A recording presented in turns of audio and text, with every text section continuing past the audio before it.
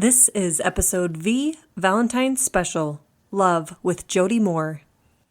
Feeling connected is a basic human need, as vital as air, water, and food.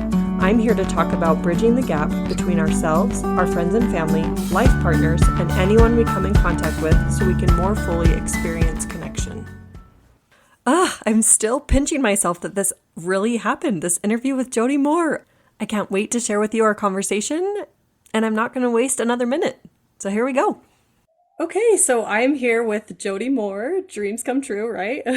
And would you mind just introducing yourself in your own words?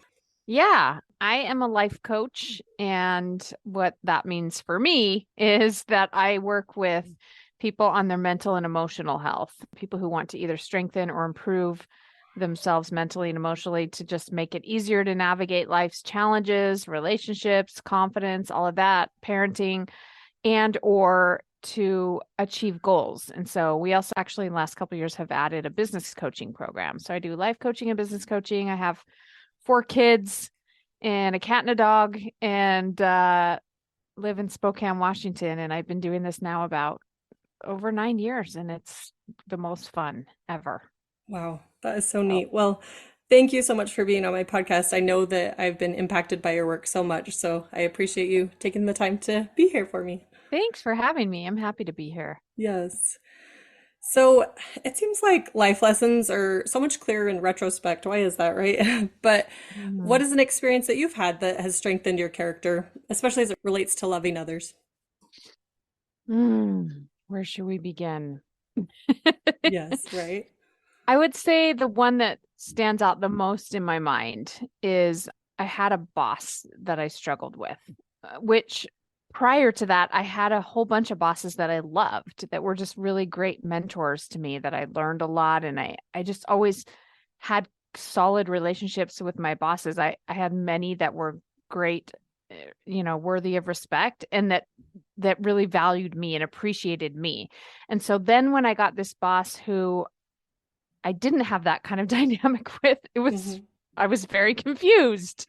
Yes. And of course, I immediately thought that it was her fault, that she was doing it wrong. She didn't know how to be a good leader and she didn't know how to communicate clearly and she wasn't following through on things that you're supposed to follow through on. And so I really made myself miserable, to be honest. Yeah. And I became not as great of an employee either, and or just not even the kind of person that I want to be. Like lots of gossiping about her behind her back, lots of, I wasn't doing anything like downright dishonest. I wasn't like stealing or anything like that, but I just became like this petty version of myself. Hmm. And I didn't realize that at the time. Again, I thought that she was just a terrible boss, right? Right. And even if she was, that doesn't matter. I became a terrible version of me in the end. And that was right around the same time that I found coaching. It was towards the end of my corporate career when I was introduced to coaching, and same time I had that boss. And so I really started learning from my friend and fellow coach, Chris Plackey. She started teaching me the model, and this situation with this particular boss was perfect for putting into the model. And what she showed me was how I was limiting myself with this story, with not loving this woman, right? And love is such a general word. And the way that you love your boss is not the same way you're going to love other family members. But even just my judgment and rejection of her really punished me and prevented my own success, even career wise. So once I was able to see that and notice how had become so disempowered by blaming her, I found some new options, even just like, okay, so I have a boss who operates this way. Like she often doesn't respond to emails, for example.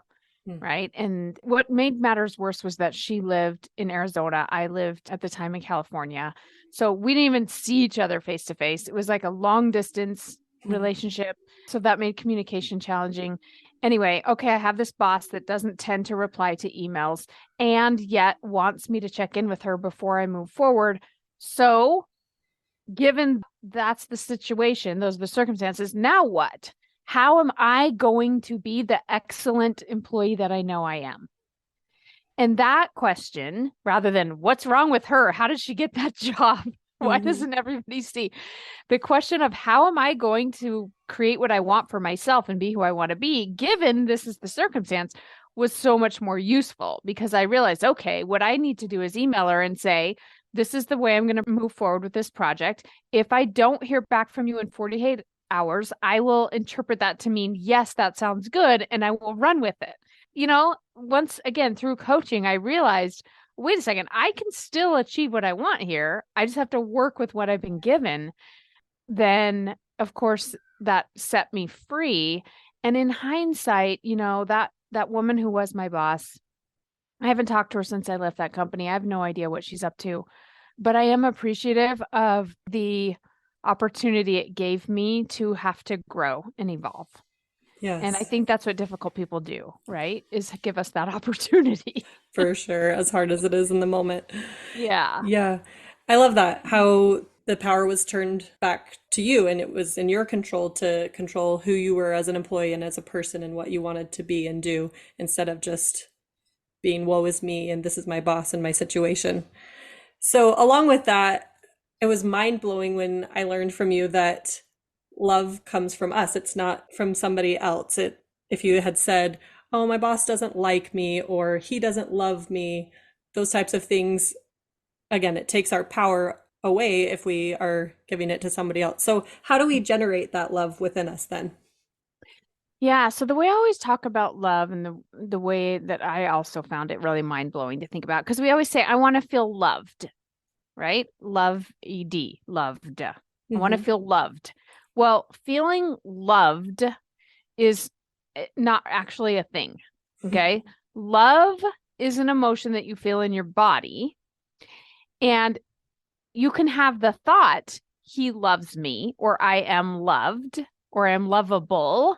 And that's going to create for you a feeling that will feel good. It might be love for yourself that you might be feeling, or it might be just peace or confidence or something like that, right?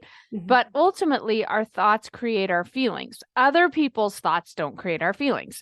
So, like, literally, scientifically, what happens is a sentence occurs in our minds, and then our bodies release a chemical or hormone depending on what that sentence is. And it's the brain and body's way of working together to help us navigate the world. So if I think a thought like, oh, that alleyway looks scary and dark, I could get hurt if I go down that alleyway, my body might release a chemical and hormone that makes me feel fear or hesitation. And that's useful because even if I'm not really aware of my thoughts, we're all very aware of our feelings. And so it causes me to steer clear of that dark alleyway. Right. So, Hmm. but it's because I had the thought that looks dangerous. I'm not going to go down that alley. Right. So love is the same way. Love is a feeling that we feel in our bodies when we think a thought. So I can be talking to you, Jen, and think, oh, she's so sweet and kind and lovely. And then I'm going to feel love for you, or I'm going to feel positive emotion because of my thoughts. You're not going to feel my emotion. You're going to feel your emotions. If you choose to think, Jody likes me, you might feel something positive. But often we don't do that, right? Like if you think back to when we were of dating age, right? And there could be a boy that had a crush on you. And if it was a boy that you kind of liked back, then you would think thoughts that would generate positive emotions. But if it was a boy you really couldn't stand, it actually kind of creeps you out Hmm. to think he likes me, Yeah. right? Hmm. So other people's thoughts and feelings about us are just our circumstances. And then we have the opportunity to think and feel a certain way. And that all happens on default without thinking about it. But what you and I know from coaching is that we can slow it down and choose it a little bit more intentionally. But it's always our thoughts creating our feelings in the end, not outside circumstances, namely in this case, other people. Yeah. I love that.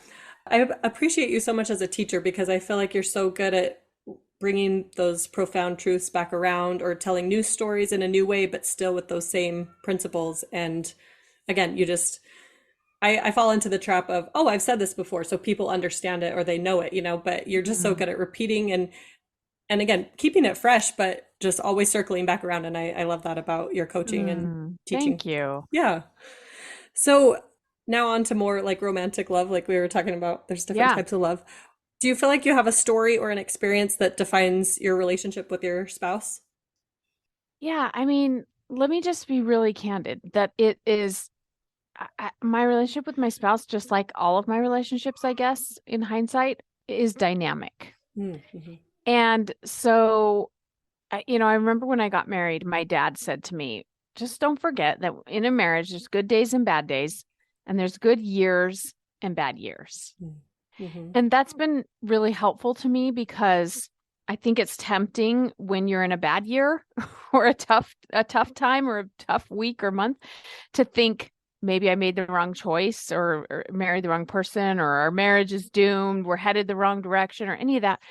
And I don't believe that. I think I love my marriage. I think we have a really good marriage, but it's not always lovely and easy, in all honesty. Like there are times, there are days, and there are years even where things feel light and fun and we're connecting easily and we're on the same page about our goals. And then there's other weeks, months, even years where it feels really challenging. And it's that constant battle of like my brain wanting to blame him for being wrong or doing it wrong. Mm-hmm. And then knowing that that's not useful and that's disempowering, but having to be compassionate with myself as that happens. And then taking back who do I want to be and how do I want to impact the situation here. So we have a great marriage. I don't mean to paint a doom and gloom picture, but I just want to be real with people that I don't think it's just meant. I was watching like this chick flick on the plane yesterday. It was like a Katie Holmes movie about this couple that accidentally rents the same Airbnbs to strangers right at the beginning of COVID. And of course, they end up falling in love. Okay. Mm-hmm. I just ruined the movie, but I think you could tell by the name. Yes. And like just watching the excitement of meeting somebody new and the first time kissing that person and all of that. And it was, causing me to remember those feelings. And a little part of me was like, oh, because I've been married now like 18 years, and it doesn't feel the same. Mm-hmm. But I was like, but that is actually not meant to last forever. Yeah. And so I think that we have to remember that marriage is amazing and beautiful and hard work Yes. as it's supposed to be. So I don't know if that's what you wanted me to say around Valentine's Day, but That's okay. That's great. It's true. I've heard before too that no feeling is final, and that goes for any emotion. mm, You're gonna have those good times, you're gonna have those hard times, and they're gonna come and go. mm-hmm, that's right. And yeah, so there's this story that happened at the beginning of my husband's and I's marriage, and it's just I feel like it illustrates our personalities and who we are as a couple. But my friend was asking me, she said, "Do you think that story will change over time, as the one that defines your relationship?" And it's true. Mhm. Of course, there will be different times where our relationship looks different just because relationships evolve just like people evolve. So it's so What true. is your story? I want to hear yours. Yeah, right. So my husband is a huge jigsaw puzzle fan. He just all the time jigsaw puzzles. And he's so good at it too. I feel like he can just pick up a piece and he knows right where it goes. And Mhm. so we had been married 6 months, and in our spare bedroom was just a catch-all bedroom. It had a bunch of luggage and knickknacks and a desk and all these things. And his puzzle table was actually two stacks of water bottles, and he had a flat board on top, and that was his puzzle table. And he was about halfway through a 1,000-piece puzzle, and I was in there organizing one day, and I reached up into the closet to get a sleeping bag, and it fell, and it just crushed all the pieces everywhere. And so I was crying, and I said, "I'm so sorry, I wrecked your puzzle." And he comes into the bedroom, "Are you okay? What was that crash?" And I was apologizing, and he was calming me down for wrecking his puzzle, and he was like, "No, it's okay. They're meant to come that way. I get to put it together again." And he just was so calm. And so I feel like Oh, that's just our relationship. I have all this anxious energy and anxiety and worries, and he just calms me down and keeps it all constant, and so we balance each that's other out. beautiful. So I love that. That's so good. yeah, so I just love going back to that story. And so again, it will probably Mm. change, but I just feel like that defines our relationship. So And it sounds like that story serves you well right now. So yeah, I would let it be the story. Yeah, yeah, that's sounds good. awesome. I love that. I need to think of a specific situation like that. I haven't done Right? that before, but I think that's such a great exercise. Yeah, and it's hard to sift through all those memories, but again, it's fun. So, Yeah, yeah. that's great. So, what is something that we can do to increase our love for those who are more difficult to love, or just the common stranger or people like that? Mm. Okay, well, the first thing, if I have a client struggling to love, is that it's almost like you have to prove to your brain that we're doing this for our sake. Mm. Because it feels like, sort of like we were talking about earlier, it feels like if I'm going to love somebody, if I'm going to love my boss who's not replying to my emails and does all these other things I don't like, it feels like that's not fair. Why like she doesn't deserve my love, right? Mm. And that's a minor example. There are like literally people doing really harmful, toxic things, or maybe somebody just speaks really unkindly to you or what have you, right? So why would we love someone like that when clearly they don't deserve it? They haven't earned that. Our brains think that other people have to earn our love. And so what I'm always trying to begin with is like, no, I'm doing this for me because I get to feel the love. Love feels so amazing. Feeling angry, resentful, frustrated feels terrible. Mm. And I have to feel that. Yeah. I don't know what they're going to feel. They're going to feel their own emotions. Maybe they're going to feel also angry with me for being angry at them, but that's still their anger coming from their thoughts. So I'm doing this because I don't want to feel this way anymore. I don't want to punish myself for that other person's bad behavior. Mm. And so that has to be the first step because otherwise I think our brains resist it. And the other thing is then we pay attention to the story. Just like you said, your story about your husband generates a lot of love for you, for your husband. What is the story you're telling yourself? And when we do this in coaching, we get really specific. We look at specific situations, right? Like that puzzle story you just told me, that's a specific circumstance. You want to look at specific circumstances and take a look at what you're making it mean. What are you making their behavior mean? What are you making their words mean? And choose that more intentionally. And I will say this too. I'm not a fan of just thinking positive thoughts about negative situations. Yeah. Okay. That's not what we're talking about here.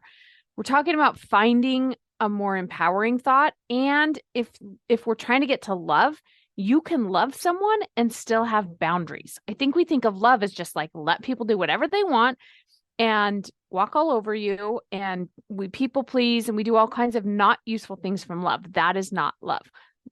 Or well, it might be, I don't know if we would define it as love or not, but I just want to be clear. When I say love, I mean love for everyone in the situation. So love for the other person, love for yourself, love for whatever kids are involved or anybody who's involved. How do we love everyone? Sometimes love says no. Sometimes love leaves a marriage or a relationship. Sometimes love has boundaries. So you deciding to just let go of the grip of resentment, anger, frustration doesn't mean that you're going to let people walk all over you because you want to be loving them, which again might be thoughts like, well, they must be operating from some kind of pain or hurt to be behaving that way. But then it's also love for yourself. So again, back to my boss. Okay, so what am I going to do now? How am I going to create the result that I want? I'm not going to just sit back and go, I guess she doesn't reply to emails. I'm going to go, okay, she doesn't reply to emails. I don't know why. None of my business. But I can still get my job done. How am I going to make that happen? And I can stop being mad at her and become more empowered. So it's paying attention to your thoughts, choosing them more intentionally, but they have to be believable and they have to be something that serves everyone in the situation. Yeah, so true. I love how you started out with that we need to convince our brain. And so it needs to be a believable thought that, even if we don't go to I love her right away, that's just the stepping stones of, oh, I have a boss, or my boss does this, or, oh, she cares about her work, or, you just build up to that. So I Yeah, love that. that's right.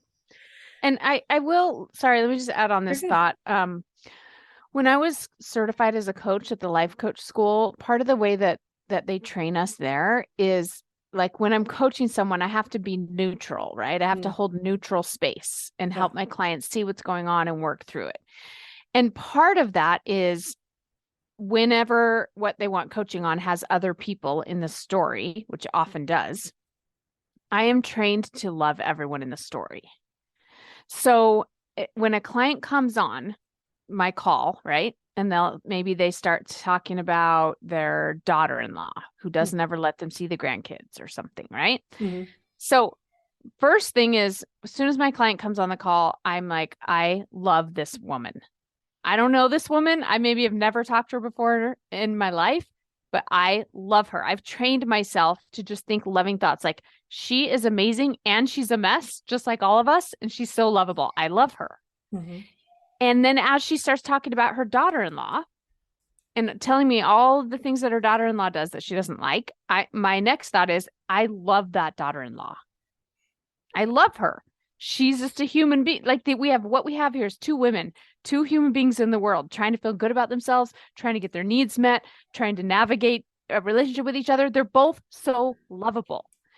And because I've been trained to do that as a coach, and I can show my client why my client, she herself is completely lovable and not wrong here and shouldn't be judged. And also her daughter-in-law is completely lovable and not wrong and shouldn't be judged. It makes it easier to do that in my own life. It's like so amazing when you start viewing things through that lens. And you don't have to go through coach training to do it. You just ask yourself, what if everybody in this situation is lovable? Now what? What if we got here, if that's really true? Lovable and a mess. Yes. Right? Mm-hmm. Then we can really see what's true and we can really make progress. So Yeah, so true. Let me be just the devil's advocate just for a yes, please second. But do. so when you say keep it neutral, though, if you're viewing it through love, isn't that not neutral? But I see how that serves us for sure. I was just wondering how that fits in there if when you say neutral. Yeah, that's such a good question. What I mean by neutral is like, I, as a coach, am not in a position to be able to say who's right and who's wrong. Hmm. That's what I mean by neutral. Got it. So it's different if my sister calls me and she's like, guess what happened at the grocery store today? This guy cut me off. I'm like, what? What a jerk. Right? Mm-hmm. Like, I'm not Got neutral it. anymore. I'm on my sister's side. Yeah. Or even if my friend is complaining about her husband or something, I'm like, oh, that sounds so hard. I'm sorry. Like, I'm on my friend's side. Got Right? it. Yeah. But when I'm coaching, I'm not taking sides here. That's what I mean by neutral. Everyone's worthy of love. Mm-hmm. Everyone is. And everyone's doing it amazingly well sometimes and terrible at other times. So I am not, there's no good guys and bad guys. There's just people. That's what I mean by neutral. But it's a really good question. You're right. Yeah. So, That makes sense. I like that. And then in one of your recent episodes, you were talking about pride and shame and how those are actually the same. That's a perspective. yeah, Yeah, and I love that. That was it's been a really popular episode. Yeah. interesting. Yeah. And so how would you coach someone who is on like the higher end of pride? Like they do think that they're better than everyone else, they're yeah. Mm-hmm. We would just take a look at their thoughts. So it's pretty unusual for someone to say, I just think I'm better than everyone else. That what it will sound like more often is just judgment of Mm. someone else. They may Mhm. say like, well, you shouldn't like this comes up a lot with food, right? Like, well, I'm just worried about my husband. He needs to lose some weight. He Mm. shouldn't be so overweight. He shouldn't be whatever. That's a version of pride, right? It's like I wouldn't eat that way. Mm. I would take care of my body. If the doctor told me I was unhealthy, I would lose the weight. But it often doesn't sound like I'm better than, but that is sort of how it shows up is like judgment of others, whereas shame is judgment of ourselves. So what we do is we just take a look at like, how do we know what your husband should do? Your Mm. husband should have agency, right? Yeah. And eh, we could make a solid case for like he would be happier and his life might be longer and all of that if he ate better.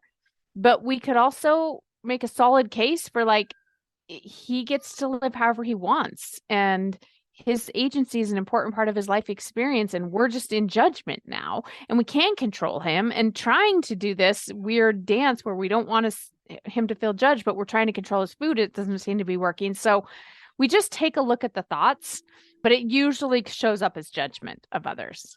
Got it. Yeah. Yeah, and I know that that gets in the way of loving others because you're just focusing on you or what you think is best or the right way, and stops you from loving them. So that's And it perfect. feels like love, right? It's like, no, I love him. That's why I want him to be healthy. Yeah. But, and it isn't coming from an entirely bad place either. Mm. I just think that it prevents us from showing up the way we want and from truly loving, which is embracing people where they are. Yeah. So again, not that there isn't a time for boundaries and all of that, but we do a lot more of trying to control other people than is necessary. And that Yes. blocks love. And when you recognize, I don't know how my husband should be. I don't know how my mother-in-law or my daughter-in-law should be. Like all of that's made up in my head about the way people should be. Even if a lot of people agree with me, even if the doctor agrees with me, it's still just a story. Yeah. What if I'm wrong? What if So people true. should be however they choose to be? Because I think that's the truth. Mm. I think that's the reality. And that's when you set yourself free to just love people as they are. Yes. Beautiful. Another question on a different topic is, what's one of your favorite inspirational quotes? I love quotes and I collect them. I have a little book of them. So I just was wondering if you have a favorite. Right now, and it changes all the time, but right Yes. now, I don't know if you heard this story I told recently, but I bought this necklace in the airport. Has two little gold bars, and it's from Joan of Arc. One says, I am not afraid. And the other one says, I was made for this. And it's famous Joan of Arc quote. And I had the craziest experience. I was just like killing time in the airport gift shop, bought this necklace. And then I went and sat down to wait for my flight. And I get on Instagram, and this woman who I've been working with, I'm writing another book right now, a second book. And she's sort of my book coach, and she's very like spiritual. And I love her. She's amazing. Kira Brinton is her name. And she posted right then that she was changing her publishing company to be Joan of Arc Publishing. And the very first thing her caption said was, I am not afraid. I was made for this. Wow. And I just like, almost made me cry. So I love that. Joan of Arc faced a lot of trials and literal battles, and we don't face those kind, but we face our own. And I was made for this. It's pretty empowering thought. That's good. I love it. Yeah, like you say, we're always trying to collect new thoughts, and so that's a good one. Yeah. Yes. So what's your new book about? Can you tell us? I don't know if you've talked about it or Yes, I have talked about it.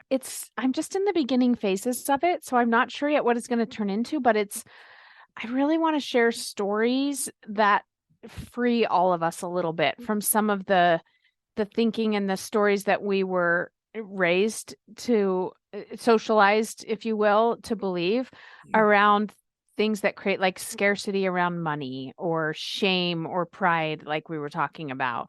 Yeah. So it's much more of a storytelling book. And I don't know, originally my thought was like, I love, when we get all these text messages and emails and from marketing companies, and there's always the option to unsubscribe. If you don't want to hear from this place anymore, you just unsubscribe. So originally I was like, I want this book to be like unsubscribe, like that whole story about money's really hard. You have to work hard for it and all that. Unsubscribe. Yeah. That women are less than in any way and that their lives should look a certain way. Unsubscribe. So that's kind of the gist of it. But I don't know. We'll see what it turns into. Right. Yeah. That's good. No, I'm excited. That's awesome. Well, that's all the questions that I have for you. Okay. Again, wanted to thank you for your time. This is still mind-blowing that this is actually happening right now. Well, it's been really fun meeting you. Thanks for having me on. Yes. Ah, so good, right? I loved re-listening to it as I was editing. Definitely check Jody out if you haven't already. Her podcast is Better Than Happy, and her first book is also called Better Than Happy, Connecting with Divinity Through Conscious Thinking. At the end of my interview with her, I asked if she wouldn't mind coaching me for a few minutes, and she graciously agreed, so I will put that as a bonus episode following this one. Thanks for listening to the podcast this week, and I will talk to you again soon.